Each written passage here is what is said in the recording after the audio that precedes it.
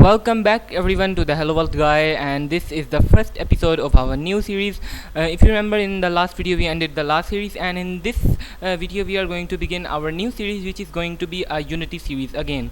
So if you remember, it's been quite a while since we actually did anything like Unity related. So now we are going to get back with a 2D Unity game.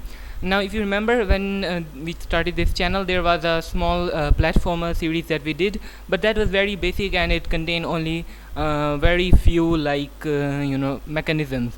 So this time we are going to make it more advanced with a lot of different kind of mechanisms, and my main focus in this series is to learn about interactivity and also how to create some interesting kinds of mechanics that your players can enjoy in your game, and creating some more like advanced stuff in the Unity game using C#.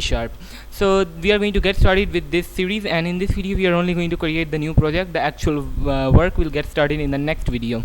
So let's begin by creating a new project here, and we are going to choose 2D, of course, and you can choose any project name you want. I'm just going to call it for example, advanced platformer, because our series is going to be like a more advanced platformer, and by the end of this you should be ready to create any kind of platformer idea that you've got in your mind, because I'm going to show you a few ideas in this series, and then you can apply those principles that we learned to create any kind of mechanisms that you want. And of course, along the series, if you have any confusions or any questions, you don't hesitate to ask me in the comments below.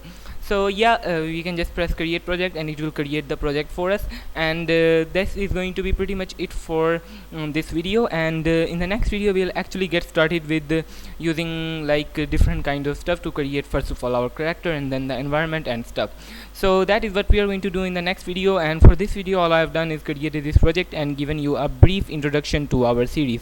So stay tuned for this series because it's going to be a great one, and make sure to share this video and this series with other people as well, and do not forget to like and subscribe, and bye.